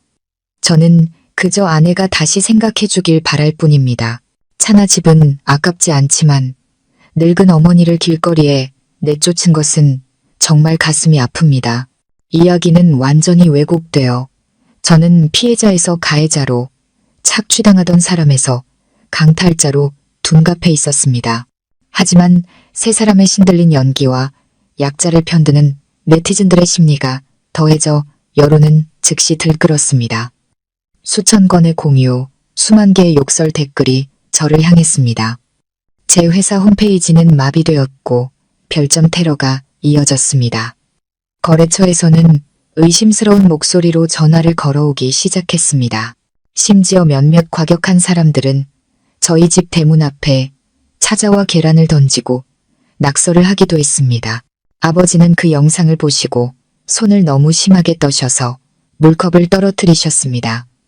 서연아, 어쩌자고 저들이 저렇게 악독한 거짓말을 한단 말이냐. 어서 저 차를 돌려주자꾸나. 안 그러면 네가 평생 나쁜 사람으로 낙인 찍혀서 사업은 어떻게 하려고. 저는 아버지를 보며 가슴이 찢어지는 듯 했지만 이성은 더욱 차가워졌습니다. 저는 아버지의 손을 잡고 안심시켰습니다. 아버지, 걱정 마세요. 하늘이 무너져도 솟아날 구멍은 있어요. 저들이 더러운 언론 플레이를 시작했으니 저는 그들 방식대로 되갚아줄 거예요. 그들은 한 가지 사실을 잊고 있어요. 진실은 그들의 입이 아니라 제 손에 있다는 걸요. 저는 서랍을 열어 어제 CCTV 영상이 담긴 메모리 카드를 꺼냈습니다. 민준이 공황 상태에서 까맣게 잊고 있었던 바로 그것이었죠. 그들이 유명해지고 싶다고 했으니 제가 전국적으로 유명하게 만들어주죠. 그들이 결코 원하지 않았던 방식으로요. 온라인의 악성 댓글은 아버지의 자존심을 찌르는 바늘처럼 계속해서 늘어났습니다. 아버지는 방 안에 웅크리고 앉아 휴대폰도 보지 못하셨죠. 늙고 지친 눈에는 눈물이 그렁그렁했습니다. 아버지는 자신 때문에 제 사업이 망하고 제가 평생 나쁜 평판을 안고 살게 될까봐 두려워하셨습니다. 그런 아버지를 보니 제 아내 연미는 차갑고 단단한 결심으로 변했습니다. 저는 변명하거나 긴 해명, 글을 쓸 필요가 없었습니다. 이 디지털 시대에는 천마디 말보다 하나의 진실된 영상이 더 강력한 법이니까요. 저는 메모리 카드를 컴퓨터에 꽂아 가장 중요한 부분을 편집했습니다. 민준이 오만하게 아버지를 향해 삿대질하며 뜨거운 바닥에 무릎 꿇리려던 장면, 그리고 제가 진실을 폭로하자 자동차 등록증을 내던지던 장면까지 저는 어떤 편집도 슬픈 배경음악도 넣지 않았습니다. 민준의 귀를 찢는 고함, 아버지의 떨리는 애원, 그리고 제가 그의 뺨을 때리던 날카로운 소리까지 원본 그대로를 올렸습니다. 그리고 제 개인 SNS와 회사 홈페이지에 짧은 글과 함께 영상을 게시했습니다. 어느 불쌍한 남편과 2억짜리 벤츠의 진실, 게시 버튼을 누르자 거대한 폭풍이 시작되었습니다. 하지만 이번에는 풍향이 바뀌어 그들의 가족을 향해 똑바로 불어닥쳤습니다. 단 30분 만에 영상은 폭발적으로 퍼져나갔습니다. 방금 전까지 저를 욕하던 사람들은 순식간에 태도를 바꿨습니다. 작은 흠집 때문에 늙은 장인을 무릎 꿇리는 젊은 사위의 모습을 본 대중의 분노는 화산처럼 폭발했습니다. 세상에 저런 인간 말종을 봤나, 짐승만도 못하네. 알고 보니 아내가 사준 차로 장인한테 갑질, 남자 망신 다 시키네. 할아버님 떨고 계시는 모습 보니 눈물이 난다. 저 며느리분 정말 잘 때렸다. 나라면 이빨을 부러뜨렸을 것. 저 사기꾼 가족 불매운동. 어디서 피해자 코스프레야? 연기하는 거 역겹다. 네티즌들은 댓글에 그치지 않았습니다. 그들은 무서운 정보력으로 민준의 신상과 직장, 그리고 그가 자주 가던 장소까지 모두 찾아냈습니다. 다음날 아침, 민준은 아무것도 모른 채 말끔한 정장을 차려입고 회사로 향했습니다.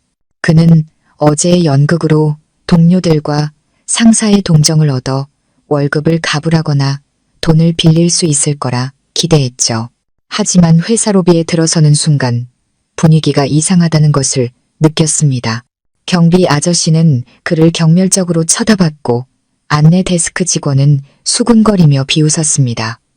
엘리베이터에서는 동료들이 그를 피했습니다. 다들 왜 저러지? 민주는 식은땀을 흘리며 중얼거렸습니다.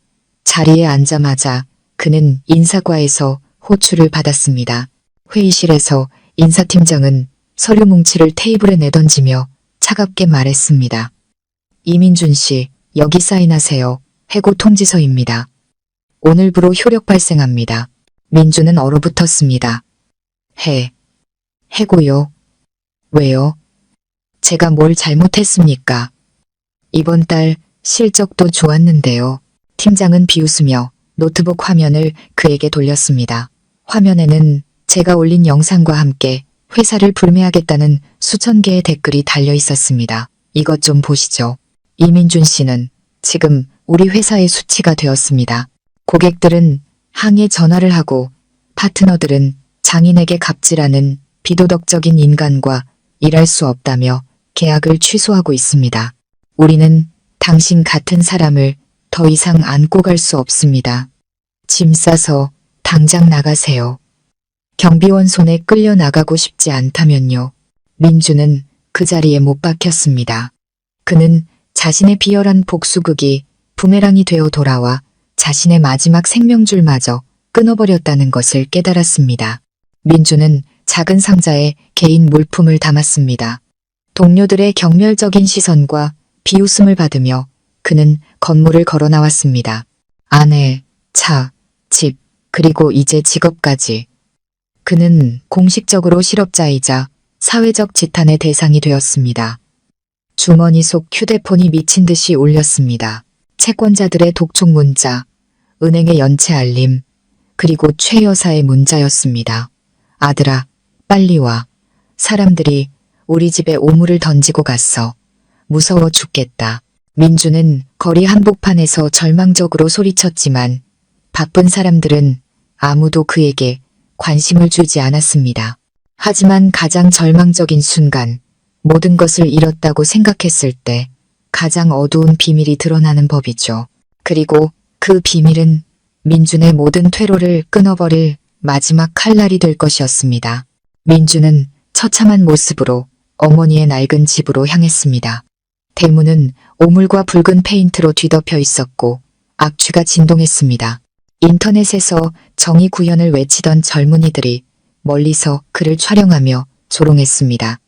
민주는 상자로 얼굴을 가린 채 집으로 뛰어들어가 문을 잠갔습니다. 집 안에서는 최 여사가 소파에 웅크리고 있었고 미나는 방에 숨어 나오지 않았습니다. 전기와 수도는 끊겨 있었고 집은 찜통처럼 덥고 어두웠습니다. 이제 어떡할 거냐, 아들아. 저것들이 우리를 죽이려고 해. 최 여사가 울부짖었습니다. 민주는 상자를 내던지며 주저앉았습니다. 나 회사에서 잘렸어. 엄마, 다 끝났어. 뭐, 잘렸다고? 최 여사가 비명을 질렀습니다. 그럼 이제 뭘로 먹고 살아? 빚은 어떻게 갚고? 미나 쟤 사채업자한테 500만 원 빚졌대.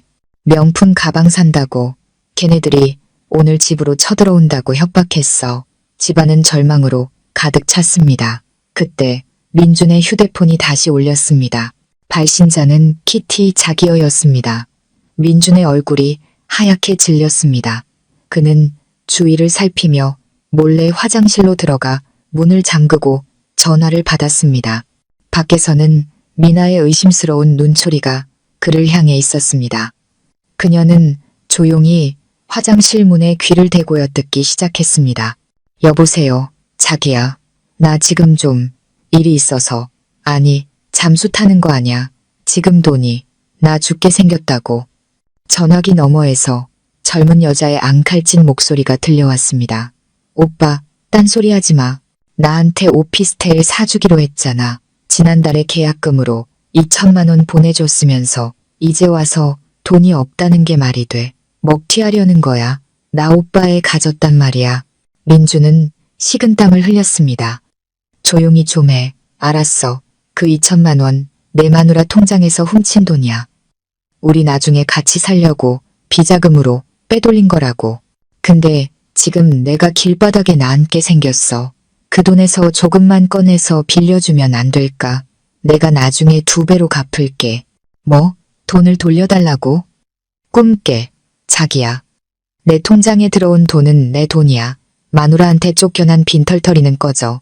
내가 찾아가서 사기꾼이라고 소리 지르기 전에 내가 감히 전화는 끊겼습니다. 민주는 분노의 차벽을 내리쳤습니다.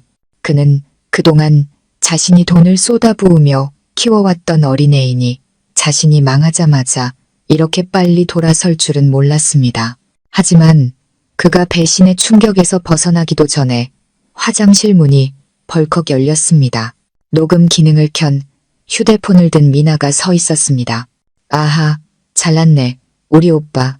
미나는 소리쳤습니다. 알고 보니 돈이 있었네. 새언니 돈 훔쳐서 2천만 원이나 비자금을 만들어 저 어린 년한테 갖다 바치려고. 엄마랑 나는 굶어 죽게 생겼는데 오빠는 사람도 아니야. 미나의 비명에 최 여사가 달려왔고 자초지종을 들은 그녀는 이성을 잃었습니다. 그녀는 민준에게 달려들어 핥히고 때렸습니다. 이 불효자식, 네가 감히 계집한테 돈을 퍼부어? 이예민은 굶어 죽게 내버려 두고 저 여우 같은 년한테 돈을 바쳐 차라리 날 죽여라. 최 여사의 집은 아수라장이 되었습니다. 하지만 그들은 몰랐습니다. 빚을 갚기 위해 오빠를 협박하려던 미나가 어리석게도 그 녹음 파일을 저에게 보냈다는 사실을요. 새언니, 오빠의 진짜 모습을 보세요. 제가 제보했으니 빚 갚게 50만 원만 보내주세요. 라는 메시지와 함께 저는 녹음 파일을 열었습니다.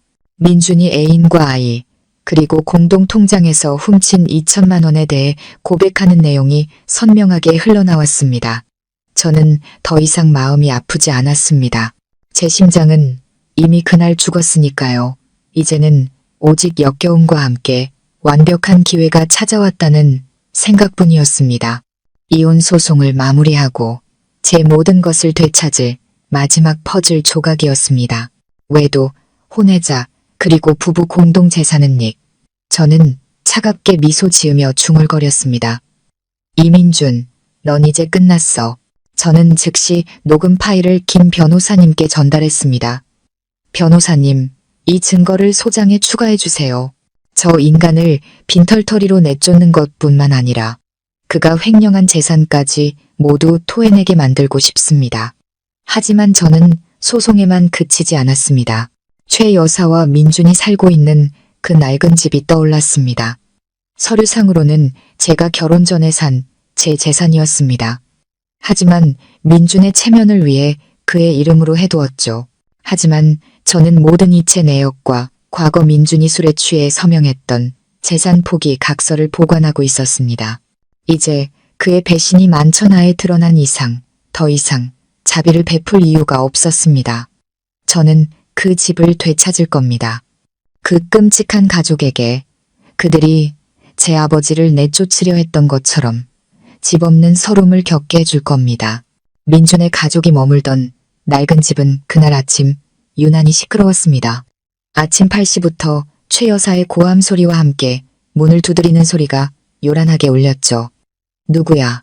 돈 없다고 했잖아. 최 여사가 소리쳤습니다. 문 여세요. 법원에서 나왔습니다. 그 말에 민주는 얼굴이 하얗게 질려 문을 열었습니다. 문 앞에는 사채업자가 아닌 제가 서 있었습니다. 김 변호사님, 그리고 이삿짐센터 직원들과 함께. 네가 여길 왜 왔어? 민준이 더듬거렸습니다.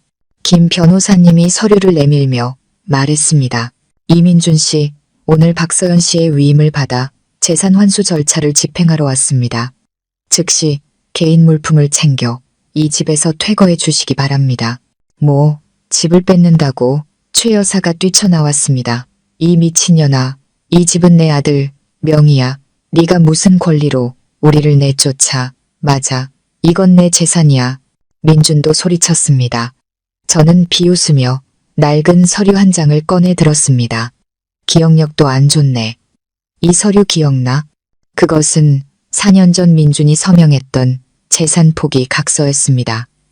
그가 음주운전 사고를 내고 거액의 합의금이 필요했던 바로 그 밤에 저는 그를 구제해주는 대가로 이 집이 전적으로 제 돈으로 산 제 재산이며 그는 명의만 빌려줄 뿐 어떠한 권리도 없다는 내용의 각서를 받아두었던 겁니다. 똑똑히 봐.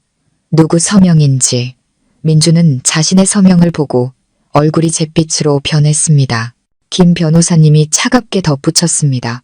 이 각서는 법적 효력이 있으며 주택 구매 자금 100%가 박서연 씨의 개인 계좌에서 이체된 증거도 있습니다. 법원으로부터 퇴거 명령도 받아왔습니다. 안 나가. 여긴 내 집이야. 최 여사가 바닥에 드러누워 떼를 쓰기 시작했습니다.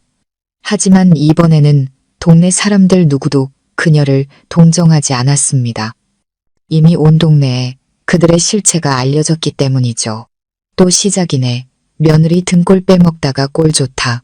사람들의 수군거림이 들려왔습니다. 저는 더 이상 그들의 연극을 봐줄 인내심이 없었습니다. 짐 싸세요. 저는 이삿짐센터 직원들에게 명령했습니다. 직원들은 신속하게 그들의 낡은 옷가지와 살림살이를 상자에 담아 길가에 내놓았습니다. 내 물건에 손대지 마. 저 TV는 내가 산 거야. 미나가 소리쳤습니다. 이민아 씨, 그 TV는 박서연 씨의 가족 카드로 구매하셨습니다. 영수증도 여기 있습니다. 본인 소유가 아닙니다. 김 변호사님이 냉정하게 막아섰습니다. 30분 만에 집은 텅 비었습니다. 세 사람은 길가에 덩그러니 서 있었고 집 문은 굳게 잠겼습니다. 저는 열쇠를 들고 마지막으로 민준을 보았습니다. 이게 배은망 덕의 대가야. 넌 모든 걸 가졌었지만 내 탐욕과 허영심이 모든 걸 망쳤어. 날 원망하지 마. 내 자신이 너무 끔찍했던 걸 탓해. 민주는 텅 빈 눈으로 닫힌 문을 바라보았습니다. 그는 정말로 모든 것을 잃었다는 것을 깨달았습니다.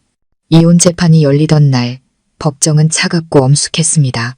민주는 마지막까지 재산을 나눠달라고 요구했습니다. 벤츠와 빌라, 그리고 저 여자가 빼앗은 낡은 집까지 모두 결혼 기간 중에 형성된 재산입니다. 저는 절반을 받을 권리가 있습니다. 그의 변호사도 그를 거들었습니다. 저는 그 뻔뻔한 변명에 실소를 금할 수 없었습니다.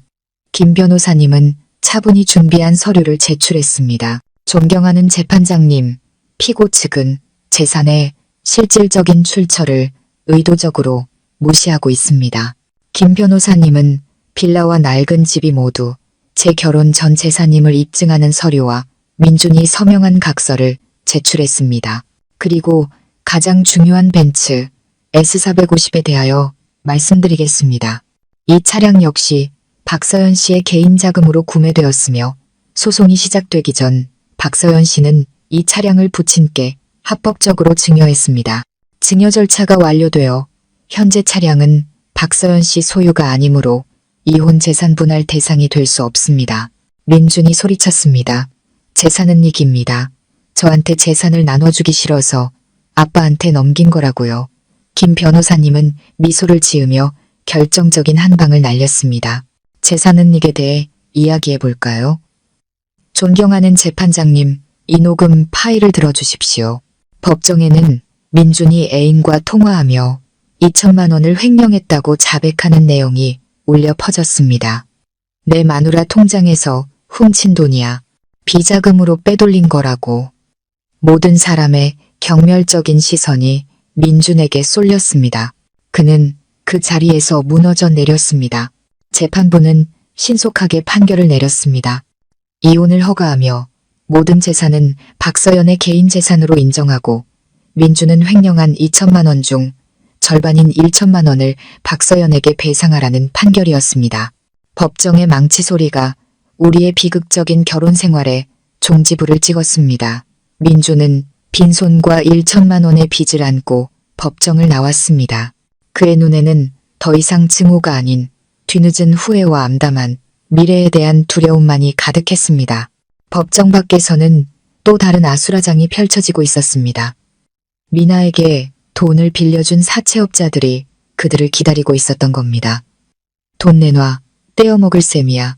한 덩치 큰 남자가 최 여사의 멱살을 잡았습니다. 돈 없어요. 며느리가 다 뺏어갔다고요. 최 여사는 또 남 탓을 했습니다.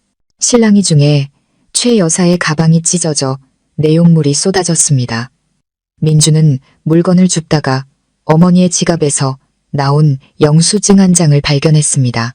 수신인 김미미 키티, 금액 2천만 원. 엄마, 이게 뭐야? 왜 엄마가 미미한테 2천만 원을 보내? 민준이 소리쳤습니다. 최 여사는 얼굴이 하얗게 질려 더듬거렸습니다. 네가 그 애한테 비자금을 맡겼다고 했잖아. 서연이가 그 돈까지 뺏어갈까봐 내가 내 노후 자금까지 털어서 그 애한테 보냈다.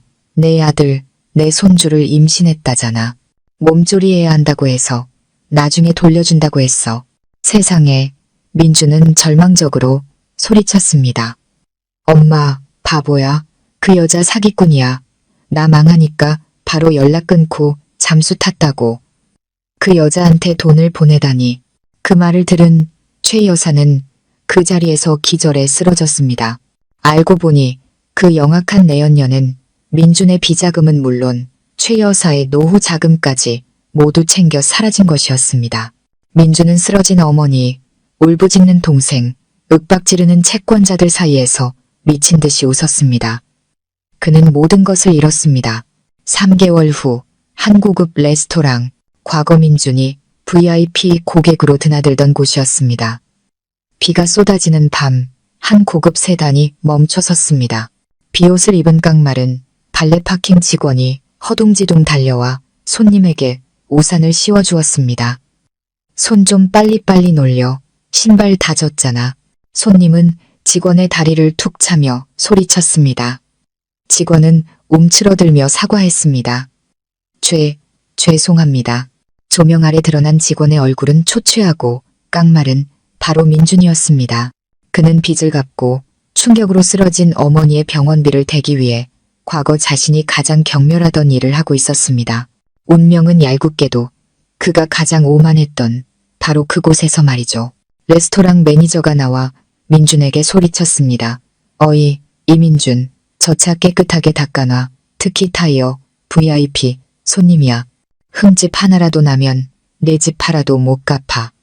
민준은 씁쓸하게 침을 삼키며 더러운 걸레를 집어들었습니다. 그는 차갑고 축축한 바닥에 무릎을 꿇고 차를 닦기 시작했습니다. 그는 몇 달 전 자신의 아버지에게 똑같은 짓을 시켰던 순간을 떠올렸습니다.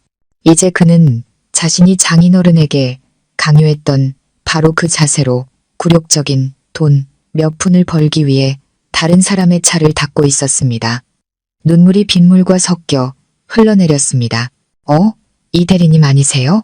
익숙한 목소리에 고개를 들자 옛 직장 동료들이 그를 놀라움과 동정, 그리고 비웃음이 섞인 눈으로 쳐다보고 있었습니다. 세상에, 진짜네. 꼴이 왜 이래요? 엇보지. 뭐 옛날에 그렇게 잘난 척하더니. 민주는 모자를 푹 눌러 쓴 채 굴욕감에 몸을 떨었습니다. 그는 진정한 흠집이 무엇인지 깨달았습니다. 차에 난 흠집은 고칠 수 있지만 인격에 난 상처와 다른 사람에게 준 고통은 평생 지울 수 없다는 것을. 한편 서울에서 수백 킬로미터 떨어진 한적한 시골 마을에서는 새로운 삶이 시작되고 있었습니다. 저는 아버지와 함께 고향으로 내려와 휴식을 취했습니다. 번쩍이는 벤츠는 며칠간 아버지의 집마당에 서 있었습니다. 동네 사람들은 모두 부러워했지만 아버지는 그 차에 앉아보지도 않으셨습니다. 어느 날 저녁 아버지는 제게 말씀하셨습니다. 서연아, 이 차는 참 좋지만 이걸 볼 때마다 그날의 슬픈 기억이 떠오르는구나. 우리 동네 아이들이 낡고 위험한 섭다리를 건너 학교에 다니는 게 늘 마음에 걸렸어. 이 차를 팔아서 튼튼한 다리를 하나 놔주면 어떻겠니? 남는 돈으로는 어려운 아이들을 위한 장학재단을 만들고. 저는 아버지의 깊은 마음에 감동해 눈물을 흘렸습니다. 사위에게 촌뜨기, 가난뱅이라 무시당했던 아버지는 그렇게나 넓은 마음을 가지고 계셨습니다. 저는 아버지의 뜻을 따라 차를 팔고 제 돈을 더 보태 동네에서 가장 크고 튼튼한 다리를 지었습니다. 다리가 완공되던 날 온 동네는 축제 분위기였습니다. 튼튼한 새 다리에는 박영감 다리라는 이름이 붙었습니다. 다리 위에서 환하게 웃으시는 아버지의 모습은 세상 그 어떤 고급차보다도 아름다웠습니다. 다리 완공식 날 낯선 남자가 한 명 있었습니다. 다리 공사의 총책임자였던 지훈 씨였죠. 그는 몇 달간 현장에서 아버지와 함께 먹고 자며 친아들처럼 아버지를 챙겼습니다. 그는 제가 부자라는 사실도 제 과거도 몰랐습니다. 그저 마음씨 좋은 박영감님의 딸로만 저를 알았죠. 그는 아버지의 굽은 허리를 부축하고 풀어진 신발끈을 묶어주었습니다. 그의 눈에는 아버지를 향한 진심 어린 존경이 담겨 있었습니다. 민준에게서는 단 한 번도 본 적 없었던 것이었죠. 그날 오후 지훈 씨는 제게 다가와 수줍게 물었습니다. 공사가 끝났는데 서울로 바로 돌아가시나요? 아니요. 아버지랑 좀 더 있으려고요. 그럼 내일 아버님 댁에 놀러 가도 될까요? 아버님께 과일나무 접붙이는 법 알려드리기로 약속했거든요. 저는 지훈 씨와 멀리서 우리를 보며 웃고 계신 아버지를 번갈아 보았습니다. 차갑게 식었던 제 마음의 따뜻한 온기가 퍼져나갔습니다. 이것이 거창한 사랑의 시작은 아닐지라도 존중과 진심에 기반한 관계의 시작이라는 것을 알 수 있었습니다. 제 삶은 이제 새로운 장을 열었습니다. 거짓과 기만, 굴욕의 눈물은 더 이상 없었습니다. 아버지의 웃음소리, 고향의 평화, 그리고 진정한 행복에 대한 희망만이 가득할 뿐이었습니다. 여러분, 제 이야기는 여기서 끝이 납니다. 제 삶의 폭풍우를 통해 제가 모든 여성분께 드리고 싶은 말은 절대 그 누구도 당신과 당신 가족의 자존심을 짓밟게 두지 말라는 것입니다. 돈은 다시 벌 수 있지만 인격과 가족의 사랑은 그렇지 않습니다. 당신을 존중하지 않는 사람을 과감히 버리고 하나의 문이 닫히면 더 좋은 문이 열릴 것이라 믿으세요. 옥의 눈물겨운 여정이자 통쾌한 복수극을 함께 해주셔서 감사합니다.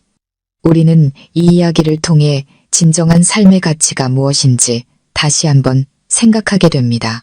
수억 원짜리 자동차나 화려한 겉모습은 그것을 소유한 사람의 영혼이 가난하고 도덕성이 썩었다면 아무 의미가 없다는 것을요. 돈이나 체면 때문에 가족의 사랑을 짓밟는 어리석은 짓은 결코 하지 마십시오. 부모님과 나의 존엄은 세상 그 무엇으로도 값을 매길 수 없는 유일한 것이니까요. 또한 이 이야기는 여성의 경제적 자립이 얼마나 중요한지 일깨워줍니다. 옥처럼 자신의 삶과 경제를 스스로 책임질 수 있을 때 우리는 어떤 폭풍우가 닥쳐와도 사랑하는 사람들을 지켜줄 힘을 가질 수 있습니다. 진정한 행복은 얼마나 많이 가졌는지가 아니라 얼마나 나누고 마음의 평화를 얻고 진심으로 나를 사랑해주는 사람들을 소중히 여기는가에 달려 있습니다. 인과응보는 결코 우리를 외면하지 않으며 가장 눈부신 아침은 항상 올바른 길을 걷는 사람들을 기다리고 있습니다. 지금까지 여유로운 오후와 함께 해주셔서 감사합니다. 이 이야기가 여러분께 깊은 울림을 주었다면 좋아요와 공유를 부탁드립니다. 그리고 구독을 통해 다음 이야기에서도 저희와 함께 해주세요. 감사합니다.